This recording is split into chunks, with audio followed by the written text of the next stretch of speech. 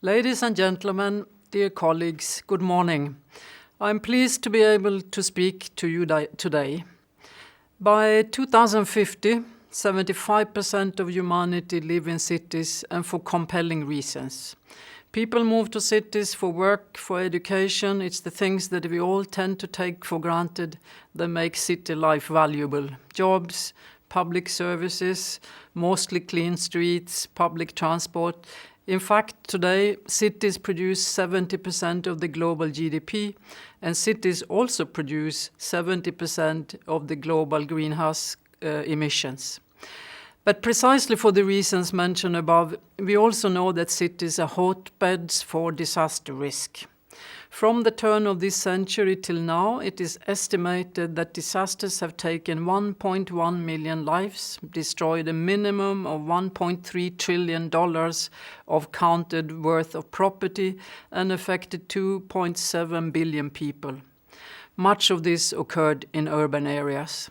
In fact, analysis show that direct losses from floods, earthquakes and droughts have been underestimated by at least 50% globally due to factors such as small-scale disasters being omitted from reporting.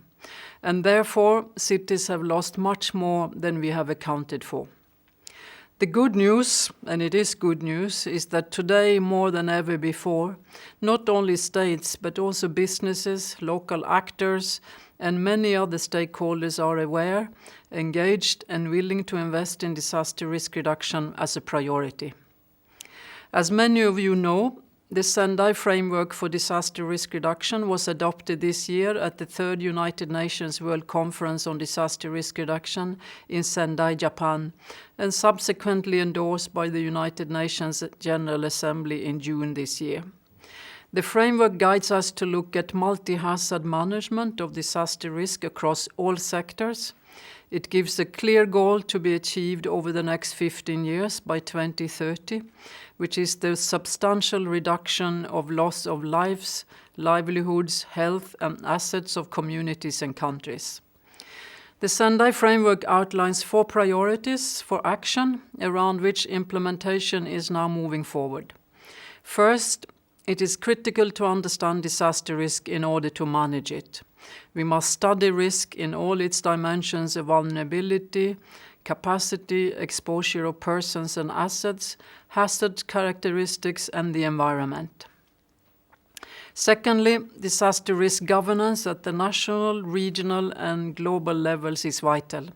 Thirdly, we need increased public and private investments in disaster risk reduction through structural and non-structural measures. And fourth, we must enhance our preparedness and build back better when disasters do strike. And building back better means not rebuilding risk. One of the key principles of the framework is an all-of-society approach. It explicitly recognizes the important role of the private sector as well as of local level action, and in particular calls on the insurance and reinsurance industry for cooperation. Cooperation for risk transfer and to changes to risk behavior is required.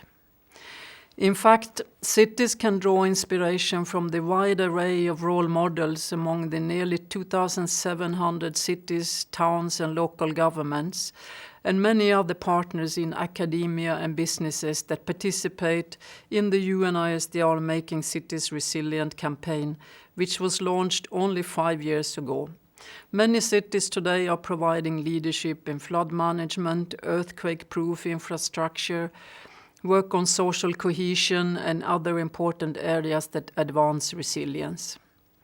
Your deliberations today will be an important part of the post-Sendai conversation on how to reduce disaster risk through concrete action. I wish you a very successful meeting, and I thank you for your contribution to a safer world.